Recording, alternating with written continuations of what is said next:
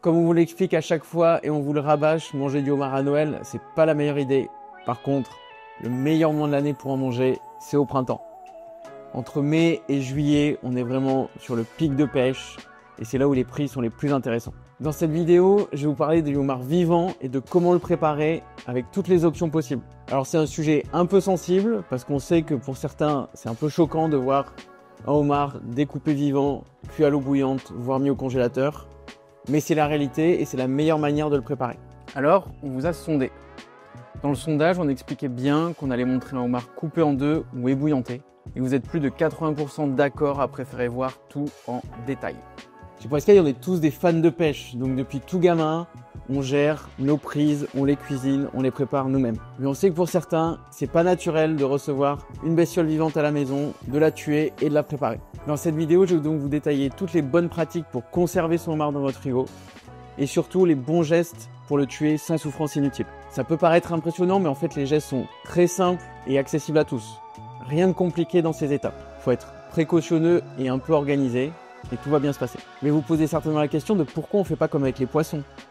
Pourquoi avec les crustacés et les homards, on privilégie le fait de les acheter vivants et de les consommer vivants. Il y a un truc très particulier avec la chair des crustacés, c'est que dès qu'ils meurent, la chair se dégrade super vite. Ça vous est sûrement déjà arrivé d'acheter des langoustines et quand vous les décortiquez, au lieu d'avoir une belle queue entière, vous avez des petits morceaux à chaque anneau que vous devez aller chercher et c'est galère.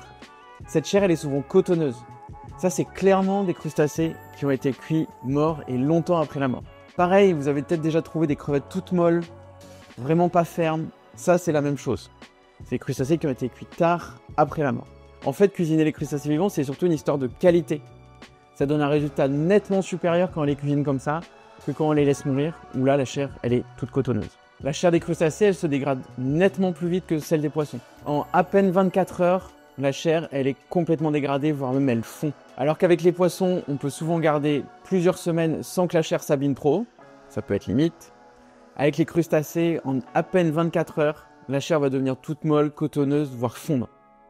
Alors vous imaginez si vous gardez un homard mort pendant 2 à 3 semaines, vous n'allez rien récupérer, vous n'allez rien manger. Chez les pêcheurs et les poissonniers, c'est un truc bien connu qu'il faut garder les crustacés vivants et que la chair s'abîme très vite. Je ne connais pas l'explication de la biologie moléculaire de pourquoi la chair des crustacés se dégrade exactement, quelles sont toutes les molécules et les phénomènes biologiques là-dedans. Mais si jamais il y a quelqu'un qui sait exactement, qu'il n'hésite pas à nous les mettre dans les commentaires.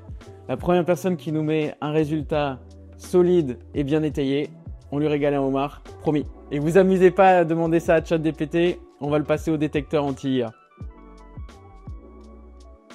Tout d'abord, point important sur la manière de conserver votre homard, c'est aussi valable pour la plupart des crustacés. La bonne nouvelle, c'est que le homard, c'est parmi les plus solides des crustacés.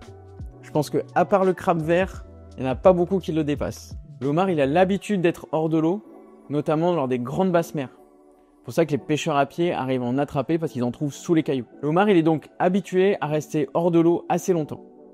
En conséquence, il peut rester vivant plusieurs jours s'il est conservé dans des bonnes conditions. 2 points essentiels pour garder votre homard dans des bonnes conditions. La température d'abord. Il ne faut pas que ce soit trop froid. Entre 6 et 12 degrés, c'est l'idéal. Les frigos trop froids ou les zones proches du congélateur, ça a tendance à les tuer. Deuxième point important, c'est l'humidité. Il faut garder un maximum d'humidité. Les homards, comme les crustacés, détestent les ventilations, les atmosphères sèches. Et à ce moment-là, ça va pas bien pour leur bronchie. Donc vous l'avez déjà peut-être deviné, la meilleure zone pour garder un homard et un crustacé, c'est le bac à légumes du réfrigérateur. Une zone pas trop froide et assez humide. Petit bonus, dans votre bac à légumes, en général, il y a une salade, il y a des herbes aromatiques. Et ça va générer de l'humidité. Donc votre homard, il va être dans une bonne ambiance, il va pas sécher. Dernier point plutôt important, c'est sur l'emballage. Je vous déconseille vraiment de le garder dans les sacs en plastique. C'est pas génial. L'idéal, c'est du papier humide ou un torchon humide. Là, le homard, il va être bien gardé dans l'humidité, ça va pas sécher, ça va être parfait et ça va un peu respirer quand même. Faut pas qu'il soit tout serré, tout conditionné, sinon il va pas respirer. Vous avez 2 grandes méthodes pour préparer le homard. Soit vous le faites bouillir dans une casserole, soit vous le coupez en deux, vous le faites griller au four. Chacun a son parti pris. Personnellement, je suis plutôt team four au beurre. Je trouve ça nettement plus fondant. Mais il y en a qui reviennent au basique, à l'eau, avec de la mayo. Je vous laisse faire vos essais. À vous de vous régaler. Attention, nous entrons dans le moment des images sensibles pour les cuisiniers les plus sensibles. Si vous souhaitez passer ce moment sensible, allez au temps qui s'affiche à l'instant à l'écran.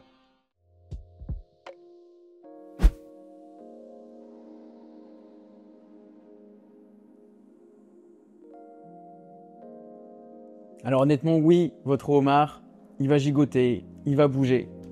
Si jamais vous appréhendez ça ou que ça s'est déjà mal passé sur une première fois, il y a un truc qui marche vraiment bien. Ce truc, c'est de passer le homard au congélateur. Alors pas 2 heures, ça va congeler votre homard à coup sûr, mais 20 à 30 minutes dans le congélateur, ça va avoir pour effet de le ralentir. Et ça fait qu'il va beaucoup moins bouger au moment où vous allez le sortir du congélateur et le préparer. Je compte sur vous pour quand même pas l'oublier dans le congélateur et d'avoir un truc tout dur à la fin.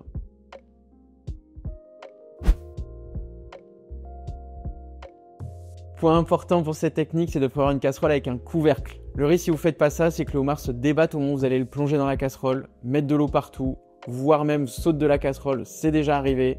Avec un couvercle, vous évitez tout ça. C'est aussi important pour bien maintenir la chaleur dans votre casserole. Parce que si vous sortez votre homard du congélateur bien froid, il va refroidir l'eau et ça va ralentir le processus. Si vous n'avez pas l'habitude, n'hésitez pas à vérifier avant de mettre de l'eau dans la marmite que votre homard rentre bien dedans et que vous ne vous retrouvez pas avec de l'eau bouillante et que ça déborde de partout.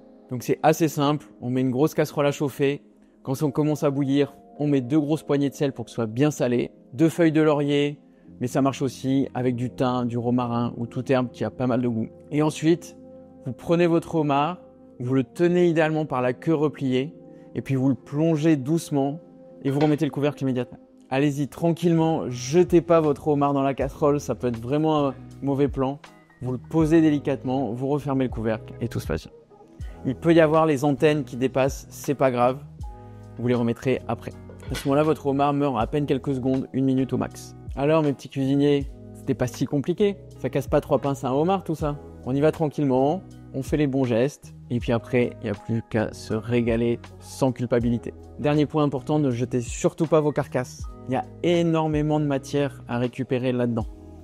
On va vous expliquer dans une autre vidéo comment faire une bisque, toute simple, mais aussi comment faire des préparations avec ce bouillon de carcasse qu'on va récupérer. Donc je compte sur vous, c'est des animaux précieux, c'est des ressources rares, alors on maximise et on fait plusieurs repas avec.